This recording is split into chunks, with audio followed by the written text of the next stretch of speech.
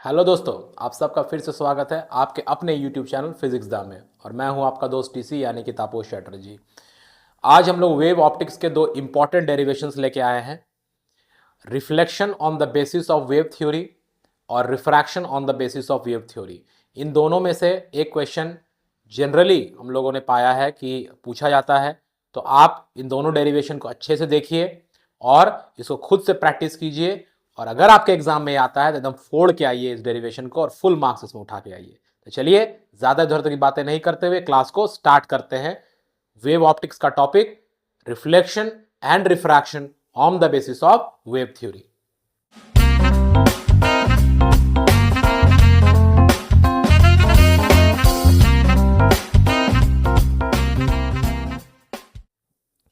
तो चलिए दोस्तों, आप लोग देखिए यहां पर एक सिंपल सा डायग्राम बनाया, ज्यादा कॉम्प्लिकेटेड नहीं किए हैं।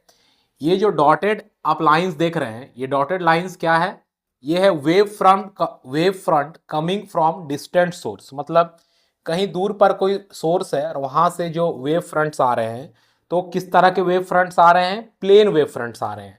जब कोई सोर्स बहुत दूर रहता है तो वहां से जो वेव फ्रंट्स आते हैं वो कैसे वेव फ्रंट्स आते हैं? वो प्लेन वेव फ्रंट्स आते हैं। तो चलिए यहां से प्लेन वेव फ्रंट्स आ रहे हैं। उन प्लेन वेव फ्रंट्स में से एक वेव फ्रंट ए बी जो है, यहां पर ए बी से जिसको डिनोट किए हैं, उसने ये सरफेस को स्ट्राइक किया। ये सरफेस क्या है? ये एक रिफ्लेक्टिंग सरफेस है। ठीक है, ये एक रिफ्लेक्टिंग सरफेस है जिसको वेव फ्रंट ए बी ने स्ट्राइक किया। यहां तक क्लियर है?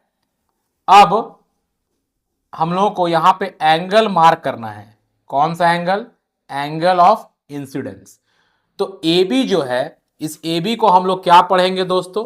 ए बी वो वेव फ्रंट है जो कि इस रिफ्लेक्टिंग सरफेस को स्ट्राइक किया। तो A B is called incident wave front. A B को क्या पढ़ेंगे? ए बी को पढ़ेंगे इंसिडेंट वेव फ्रंट। ठीक है, इंसिडेंट वेव फ्रंट। और ये एंगल ऑफ इंसिडेंस क्या होगा? तो एंगल ऑफ इंसिडेंस यहां क्या हो जाएगा दोस्तों? एंगल ऑफ इंसिडेंस, जिसको हम लोग आई से डिनोट करते हैं, क्लास 8 से पढ़ते आ रहे हैं। Angle of incidence that is I is the angle made by incident wavefront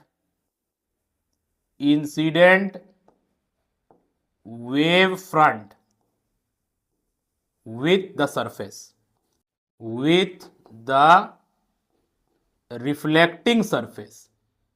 ये छोटी छोटी बातों को समझना है, ठीक है? तो एंगल ऑफ इंसिडेंस कौन हो गया?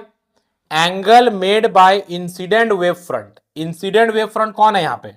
इंसिडेंट वेव फ्रंट हमारा कौन है? इंसिडेंट वेव फ्रंट है ए बी। तो angle made by incident wave front with the reflecting surface, मतलब ए बी रिफ्लेक्टिंग सरफेस के साथ जो एंगल बनाएगा, ए बी डैश हमारा रिफ्लेक्टिंग सरफेस है, इसके साथ ये जो एंगल बनेगा ये हमारा एंगल ऑफ इंसिडेंस होगा, दैट इज आई। ठीक है, अब देखिए ए से जो लाइट है वो रिफ्लेक्ट किया और ए डैश पर पहुंच गया। तब तक देखिए ये जो वेव फ्रंट हम लोग ए बी बनाए हैं दोस्तों, आप एक एक डॉट को, जो आप डॉटेड लाइन देख रहे हैं ना ए बी, तो एक एक डॉट एक लाइट का सोर्स है और एक एक डॉट से लाइट रेज निकल रहा होगा और वेव फ्रंट आगे प्रोपागेट कर रहा है। करेक्ट। तो हम लोग सारे डॉट से लाइट रे निकाल के दिखा सकते हैं, बट वो डायग्राम बहुत गंदा दिखेगा और बहुत मतलब ज्यादा भसड़ मचा हुआ डायग्राम दिखेगा, है ना? बहुत सारा उसमें लाइंस दिखने लगेंगे। तो इसीलिए हम लोगों ने क्या किया, क्लीन रखने के लिए डायग्राम को, ताकि अंडरस्टैंडिंग को दो ही रे से इसको रिप्रेजेंट किया। एक रे जो ए से आया और एक बी से। तो ए वाला जो रे है, ए तो ऑलरेडी सरफेस को टच कर गया है, तो वहां से लाइट रे रिफ्लेक्ट करके ए डैश पे पहुंच गया। बट बी से जो लाइट रे निकलेगा वो अभी बी डैश पर आया ही नहीं है, सो बी से बी डैश पर आया। तो हम लोग जब नेक्स्ट वेव फ्रंट ड्रॉ करेंगे तो वो नेक्स्ट वेव फ्रंट हमारा हो जाएगा ए डैश बी डैश, क्योंकि ये पॉइंट ए डैश और बी डैश एक ही लाइन के ऊपर आ रहा है। सो ए डैश बी डैश जो है वो हमारा क्या हो गया दोस्तों? ए डैश बी डैश जो है वो हमारा रिफ्लेक्टेड वेव फ्रंट हो गया। ए डैश बी डैश क्या हो गया, A dash B dash is the reflected wave front, the reflected wave front. तो एंगल ऑफ रिफ्लेक्शन क्या होगा, एंगल ऑफ रिफ्लेक्शन, तो एंगल ऑफ रिफ्लेक्शन हो जाएगा reflected wave front, angle of reflection. So angle of reflection क्या आएगा, angle of reflection that is R से हम लोग डिनोट करते हैं, angle of reflection that is R is equal to, कौन बना रहा है, angle by reflected wave front, wave front with the reflecting surface, with the reflecting surface, reflected wave front. तो रिफ्लेक्टेड वेव फ्रंट क्या है, A dash B dash जो है वो हमारा रिफ्लेक्टेड वेव फ्रंट हो गया, और ये रिफ्लेक्टिंग सरफेस के साथ जो एंगल बनाएगा उसे हम लोग क्या कहेंगे दोस्तों, एंगल ऑफ रिफ्लेक्शन। तो ये वाला एंगल, ये जो कि रिफ्लेक्टेड वेव फ्रंट सरफेस के साथ बना रहा है, this is angle of reflection. अब क्या हम लोग यहां से साइन आई निकाल सकते हैं दोस्तों, sine of angle of incidence. तो साइन आई कितना आएगा, साइन आई, साइन आई आ जाएगा इस ट्राइंगल में।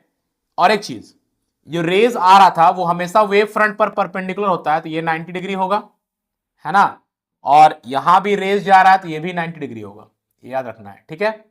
क्योंकि प्रॉपर्टी क्या होता है कि रेज ऑफ लाइट जो होता है वो वेव फ्रंट पर हमेशा परपेंडिकुलर रहता है। तो साइन आई क्या हो जाएगा, B B dash divided by A B dash, तो ये हो जाएगा B B dash divided by A B dash, ठीक है। और साइन आर क्या होगा, साइन आर हो जाएगा, साइन आर ये एंगल साइन आर हो जाएगा A dash by A B dash, A dash by A B dash, clear. अब आप देखिए कि जितना समय में लाइट ए से ए डैश पहुंचा होगा उतना ही समय में दोस्तों लाइट बी से बी डैश पहुंचा होगा, तभी ना ए डैश और बी डैश एक ही लाइन के ऊपर आ रहा है। जितना समय लाइट को ए से ए डैश जाने में लगा होगा उतना ही समय में लाइट बी से बी डैश पे पहुंच रहा होगा, तभी ए डैश और बी डैश एक ही लाइन में आया।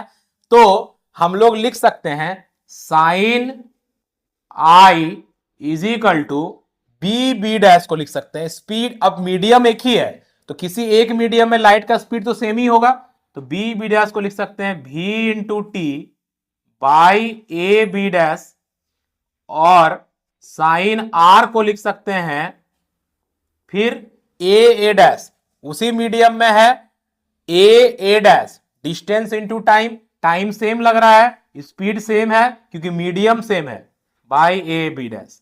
तो अब आप देख सकते हैं कि साइन आई और साइन आर का जो वैल्यू है वो इक्वल आ रहा है, इसीलिए हम लोग लिख सकते हैं आई और आर हमारा इक्वल होगा, जो कि हमारा बेसिक लॉ होता है रिफ्लेक्शन का कि एंगल ऑफ इंसिडेंस और एंगल ऑफ रिफ्लेक्शन जो है वो इक्वल होता है। यहां पे एक और लॉ होता है, आप जानते हैं क्या लॉ होता है कि जो इंसिडेंट रे, जो रिफ्लेक्टेड रे और नॉर्मल एक ही प्लेन में रहता है। तो अगर हम लोग यहां पर एक परपेंडिकुलर ड्रॉ करें और यहां पर सेंटर लगा के एक सर्कल बनाए, तो इस सर्कल के ऊपर, इस सर्कल के ऊपर हमारा, इस सर्कल के ऊपर क्या होगा, सारे रेज आ जाएंगे ना, सारे वेव फ्रंट्स आ जाएंगे ना। इस सर्कल के ऊपर हमारा इंसिडेंट वेव फ्रंट भी आ जाएगा, रिफ्लेक्टेड वेव फ्रंट भी आ जाएगा, नॉर्मल भी आ जाएगा, जिससे ये प्रूफ हो रहा है कि तीनों एक ही प्लेन में है। तो ये था reflection on the basis of wave theory. Next हम लोग चलते हैं refraction on the basis of wave theory.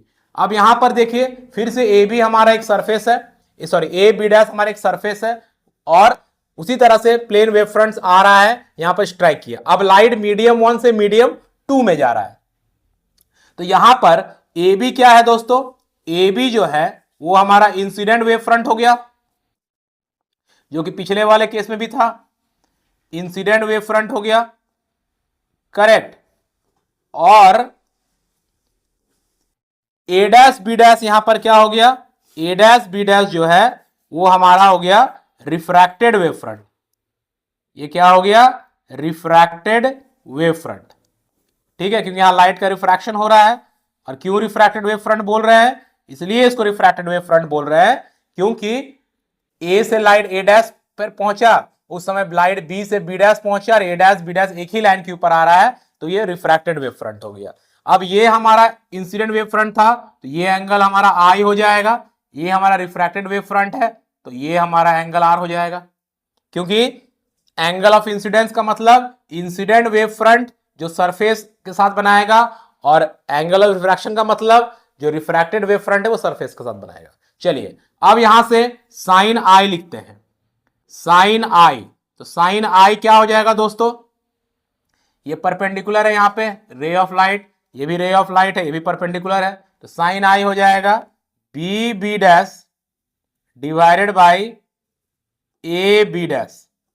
और साइन आर क्या हो जाएगा, साइन आर, तो साइन आर आ जाएगा A dash divided by A B dash, correct. अब देखिए ये दोनों मीडियम अलग अलग है, तो मीडियम जब अलग होता है तो लाइट का स्पीड अलग अलग हो जाता है। मान लेते इस मीडियम में लाइट का स्पीड है v1 और इस मीडियम में लाइट का स्पीड है v2, लेकिन जितना टाइम लाइट को b से b डैश पहुंचने में लगा होगा उतना ही टाइम लाइट को a से a डैश पहुंचने में लगा होगा, तभी तो a डैश b डैश एक ही लाइन में आ रहा है दोस्तों।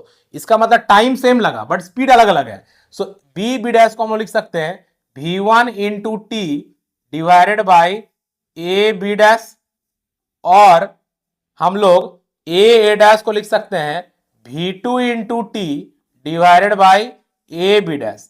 अब टाइम सेम लगा, लेकिन आप देख सकते हैं कि ये डिस्टेंस जो है वो कम है और ये डिस्टेंस जो है वो ज्यादा है ना। तो उसमें क्या हुआ, ये डिस्टेंस कम है, ये डिस्टेंस ज्यादा है, तो यहां पर इसका मतलब टाइम सेम है बट स्पीड कम हो गया। यहां टाइम सेम है, स्पीड ज्यादा है, तो डिस्टेंस ज्यादा कवर कर लिया। इसीलिए हम लोग जानते हैं कि जब हम लोग रेयरेट से डेंसर में जाते हैं तो स्पीड घट जाता है, और जब डेंसर में जा रहा था नॉर्मल की तरफ भी बेंड किया है ना।